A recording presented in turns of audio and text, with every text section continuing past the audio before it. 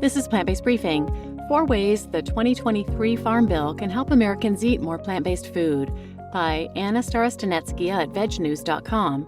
And I'm Marian Erickson, your host. This is the Plant-Based Podcast where I curate, get permission, and narrate a variety of articles on healthy, compassionate, and sustainable living every weekday. And Veg News is one of the organizations I'm thrilled to have permission to read from. They have amazing content. I recommend following them on social media as well.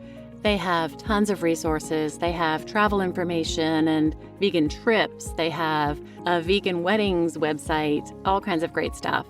So now let's get to today's plant-based briefing. 4 ways the 2023 Farm Bill can help Americans eat more plant-based food, by Starostinetskaya at vegnews.com.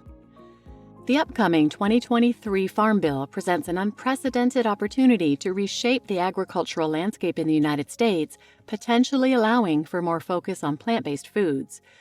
Policy serves as a blueprint that guides government actions, determining where investments should be funneled to achieve societal goals. And because traditional livestock and dairy have long dominated the Farm Bill's provisions, the government has heavily and disproportionately invested in these sectors over others. Just how much? A recent Stanford University analysis linked here found that the U.S. government has been funding animal products at a rate of 800 times greater than alternative proteins. Additionally, 190 times more lobbying money goes to animal source food products than their more sustainable alternatives. The plant-based foods industry is part of the sizable majority of American agriculture and food production that is underrepresented in government policies at both the federal and state levels. Beverly Paul, Plant-Based Food Association federal policy consultant, tells Veg News. However, changing consumer behaviors and environmental needs are putting more plant-forward provisions on the docket, which means that the forthcoming Farm Bill has the potential to shift focus to more sustainable plant-based food in at least 4 ways, thanks in part to the Peas, Legumes, and Nuts Today Act, or the PLANT Act. Number 1. Federal assistance for plant-based foods. The first farm policy emerged as part of the New Deal in 1933, and ever since, the Farm Bill, designed to reduce surplus and raise crop prices, has dictated what farmers grow and what Americans eat. But so much has changed since then.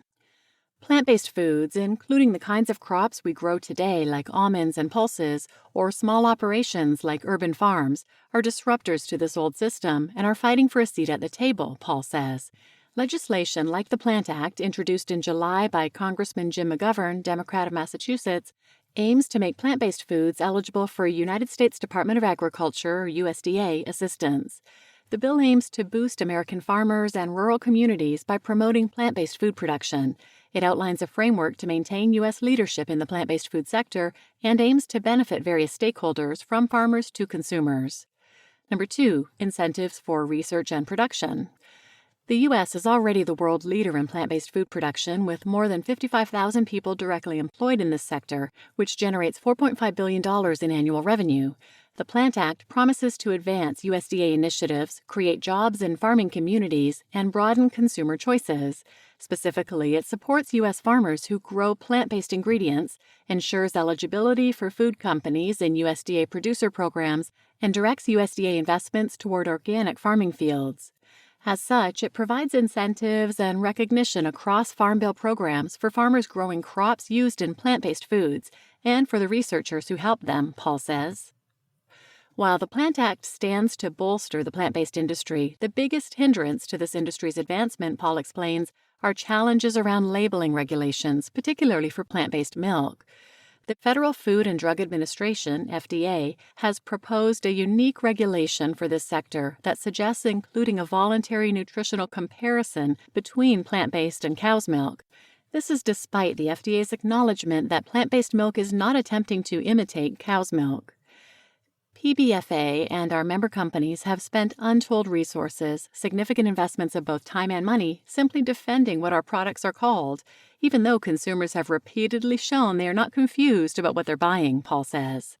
Number 3, dropping vegan food prices. Ever wonder why McDonald's can afford to sell its meat and cheeseburgers at such low prices, but a plant-based alternative always comes at a premium?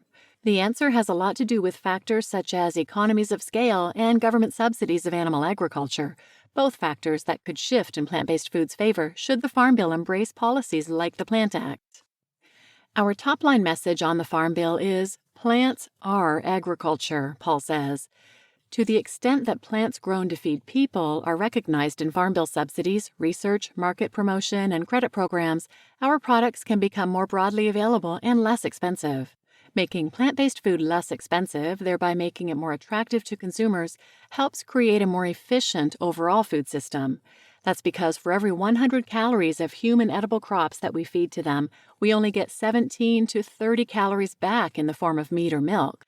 Plant-based foods eliminate the need for these animal middlemen, so to speak. And number 4, recognition of plant-based food as a tool to fight climate change. Climate change considerations are becoming increasingly integral to Farm Bill debates, with some on the side of funding livestock or business as usual, and others advocating for supporting the proliferation of more sustainable foods. The latest environmental science makes it clear that plant-based foods are by and large more sustainable than their animal-based counterparts, and the Farm Bill can codify this to support the U.S. in mitigating the climate crisis. The conservation title of the Farm Bill authorizes the voluntary conservation programs implemented by the USDA, Paul explains. Conservation practices that provide support for crop diversification and organic transition help advance the plant-based sector while also providing critical climate benefits. Unfortunately, federal policy, as Paul points out, has encouraged conventional monoculture crop systems for decades. These incentives have propagated the unhealthy and pollution-producing food system we have today, Paul says. The USDA recently launched the Resilient Foods Infrastructure Program, RFSI, which allocates $420 million to state grants aimed at enhancing supply chain infrastructure for domestic food and farm businesses. The funding is exclusively for human food production. PBFA is actively engaging with all states and territories to include crops grown for the plant-based market in the RFSI grant program, seeing it as a first step toward broader progress. The health and environmental benefits of plant-based diets are undisputed. Eating primarily plant-based foods rich in fiber and essential nutrients is central to healthy and nutritious diets and is linked to lower rates of chronic diseases such as heart disease, cancer, and type 2 diabetes, Paul says. Of course, the Plant Act is just one piece of the package of legislation Congress will consider in finalizing the 2023 Farm Bill. Another is the Farm System Reform Act, FSRA, reintroduced by Senator Cory Booker, Democrat, New Jersey, as a measure centered around ending factory farming. As its September 30th deadline approaches, the focus will be on how lawmakers and interest groups negotiate to shape an agricultural policy fit for a changing world. You just listened to 4 Ways the 2023 Farm Bill Can Help Americans Eat More Plant-Based Food by Starostinetskaya at vegnews.com. And I'm your host, Marian Erickson. And for other relevant episodes, check out the previous 2. It's a 2-parter about farm subsidies. And at the end of the second one, I have some episodes linked there. And I'll link one in today's show notes as well that relates to the part of this article that talked about how inefficient it is to eat animal products because there are so many calories that humans could be consuming that go into producing meat, dairy, and eggs. So that's going to be episode 171, Technical Outrage, Innovating to Reduce Animal Use. And please share this episode with anyone who might benefit, and thanks for listening.